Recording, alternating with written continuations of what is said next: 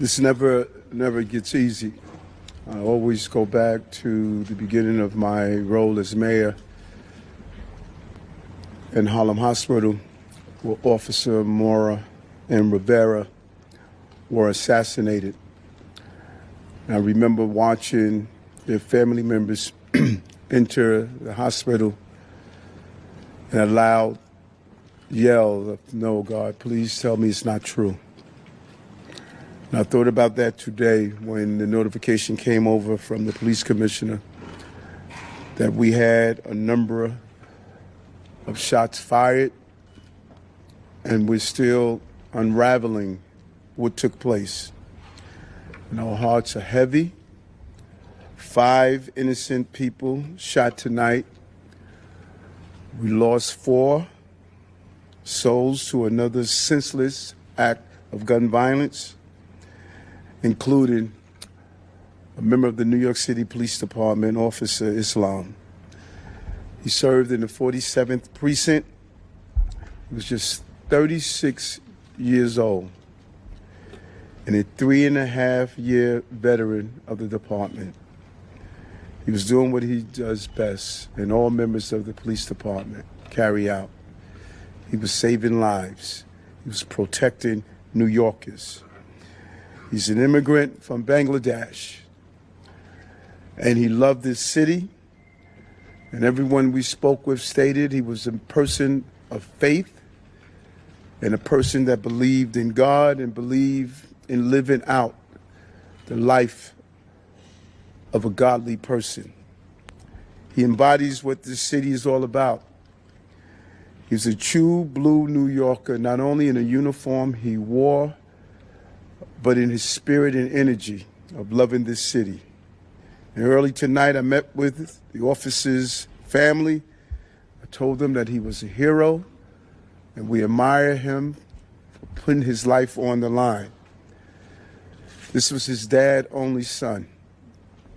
I think about Jordan, my child, and it's unimaginable to experience a loss of this magnitude. And 3 other innocent civilians are also dead. 2 males and 1 female, and another male is seriously injured, fighting for his life in critical condition because of the violent, despicable attack. Additionally, the shooter is dead of an apparent self-inflicted gunshot wound. To be clear, 6 total tonight died, 1 including the perpetrator. And I'm sorry, 6 total was shot tonight, 1 including the perpetrator. No words can describe this act of evil, a man who takes the life of others who are innocent. And no words can fill the void that has been left by this tragedy. Our hearts break for the families and friends of the victims. We pray for the swift and safe recovery of the injured. The horrific crime reminds us all how easy it is to gain access to a gun. Gun violence has scarred so many neighbors and ripped apart too many families across this entire country. And we will continue the fight to do all we can to protect our city. But tonight we mourn for those who were killed. And we pray for the families as they go through this painful moment.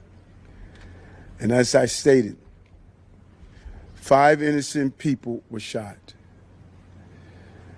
And the perpetrator was shot.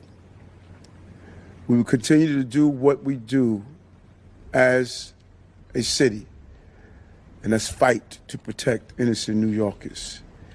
At this time, I'm going to turn it over to the Police Commissioner of the City of New York, Commissioner Tisch. Thank you, sir. The information that I'm about to provide is preliminary and subject to change. At 6:28 p.m., the 911 call center started receiving multiple 911 calls for an active shooter inside of 345 Park Avenue at 52nd Street in Manhattan. What happened next is under an active investigation and details are still coming in, but here's what we know so far. Surveillance video shows a male exit a double-parked black BMW on Park Avenue between 51st and 52nd Streets, carrying an M4 rifle in his right hand. He walks towards the building's entrance. That individual was seen exiting the BMW alone. The building's security camera footage shows the shooter enter the lobby, turn right, and immediately open fire on an NYPD officer. He then shoots a woman who took cover behind a pillar and proceeds through the lobby, spraying it with gunfire. He makes his way to the elevator bank, where he shoots a security guard who was taking cover behind the security desk. One additional male is shot in the lobby, per his own statement from the hospital. The shooter then calls the elevator, which opens in the lobby. A female exits that elevator, and he allows her to walk past him unharmed. He goes up to the 33rd floor, which is Rudin Management, and begins to walk the floor, firing rounds as he traveled. One person was struck and killed on that floor. He then proceeds down a hallway and shoots himself in the chest. In total, we have 5 victims shot, our officer and 4 other innocent civilians, plus the shooter. The shooter is believed to be Shane Tamura, a 27-year-old male with a Las Vegas address. The vehicle he exited is registered in Nevada to Mr. Tamura. Inside of that vehicle, officers found a rifle case with rounds, a loaded revolver, ammunition, and magazines, a backpack, and medication prescribed to Mr. Tamura. The vehicle was searched by our bomb squad and found to be clear of any explosives. The initial investigation shows that Mr. Tamura's vehicle traveled cross-country through Colorado on July 26th, then Nebraska and Iowa on July 27th, and then in Columbia, New Jersey, as recently as 4:24 p.m. today. The vehicle entered New York City shortly thereafter. According to our law enforcement partners in Las Vegas, Mr. Tamura has a documented mental health history. His motives are still under investigation, and we are working to understand why he targeted this particular location. 345 Park Avenue is a commercial office building whose tenants include the NFL, Rudin Management, KPMG, and Blackstone. At this time, 4 of the 5 victims are deceased, including our NYPD cop. Our officer was transported here to New York Presbyterian along with 1 male civilian, the lone shooting survivor, who is in critical but stable condition at this time. 2 other civilians, 1 male and 1 female, both deceased, were brought to Bellevue. The 4th civilian is a female who was found dead on the 33rd floor of the location. Additionally, there are 4 other victims being treated for minor injuries sustained in their attempts to flee the scene. Victims' names are being withheld at this time, pending family notification. Officers from our Special Operations Division are currently conducting a secondary sweep of the entire building. I want to be very clear. We believe this to be a lone shooter, and there is no longer an active threat to the public. But today, 4 innocent victims are dead. Among them is NYPD police officer Didarul Islam, 36 years old, 4 years on the job. Officer Islam was married with 2 young boys, and his wife is pregnant with their 3rd child. He's assigned to the 4-7 precinct in the Bronx. He was doing the job that we asked him to do. He put himself in harm's way. He made the ultimate sacrifice, shot in cold blood, wearing a uniform that stood for the promise that he made to this city. He died as he lived, a hero. I want to extend my profound sympathies to all of the victims and their families, and to the brave NYPD cops who today lost a brother. There are still many questions that we have to answer, and we will answer them. But for now, our city is in mourning for the innocent lives lost. May their memories be a blessing. Pat. Sorry. Oops, sorry. Patrick Hendry, President of the PBA. This is a a devastating night for our city, for our police department. Pure evil came to the heart of our city and struck innocent people. And one of our police officers who were protecting those people. We lost 4 people tonight in our hero brother who gave his life for this city.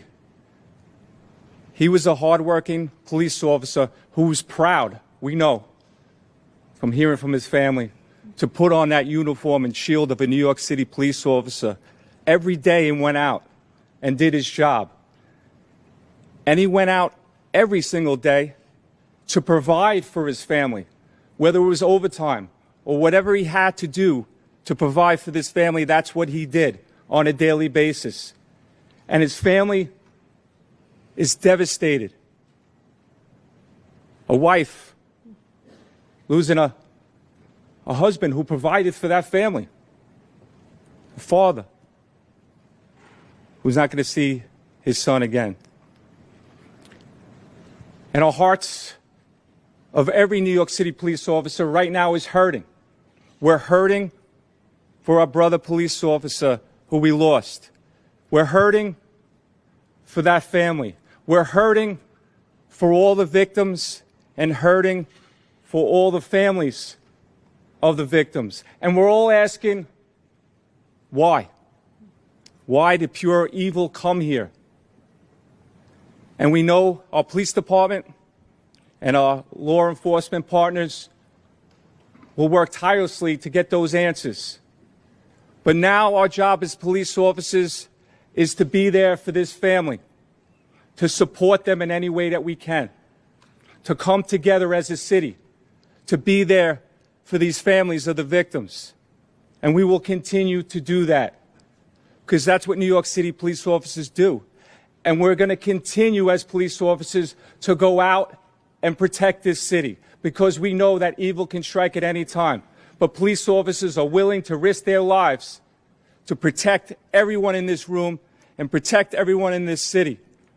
So we ask all New Yorkers to pray for our police officers' family, to pray for all the victims and their families. And we need to stand united going forward. We thank you for covering this story. Yeah, we are also joined by our federal partners from the ATF and the FBI. I want to give an opportunity to our partner in the FBI, a special agent in charge of the New York City Field Office, Chris Rea. Thank you, Mayor. First off, on behalf of all the men and women of the FBI, I'd like to extend my deepest condolences to the victims of this senseless tragedy. And also personally, I want to extend my condolences to the police commissioner. And just please know, ma'am and Mr. Mayor, that you have the full force of FBI New York and the full force of FBI to get to the bottom of the answers. Upon learning of the incident this evening, FBI agents immediately deployed to the scene to assist our NYPD partners. While this remains an NYPD investigation, the FBI's New York office stands ready to provide any and all resources to assist our partners. Initial checks of our internal systems have not revealed any information about the subject, but when and if more information becomes available, we will share what we can, when we can, with the public. Thank you. Okay, we're going to do some on-topic questions, folks. Start with CNN, please. Just a quick question about the police officer. When he was getting in the lobby, did he have a chance to fire his weapon at the shooter, or was he completely ambushed? And also, when the shooter got to the floor, approximately how many people were on that floor and what were they doing? All of this information is under active investigation. Videos are being reviewed. And as this investigation continues to unfold, we'll be able to answer those questions. But right now, it's an active investigation. Well, Commissioner, if you could just talk about working paid detail there? People who might not know what that means. And was he the only officer working that paid detail there? I believe that there were 2 officers in the building working paid detail assignments in different parts of the building. And what is that? People may say he's on his day off working in uniform. Paid detail is a program that we have set up at the police department that allows companies to hire officers in uniform to provide extra uniform security. Commissioner, did she, based on interviews with witnesses, did she say anything at all? And secondly, did you leave behind any manifesto, any writings or report? I already described what we found in the vehicle, and it's too early in the investigation to discuss anything more.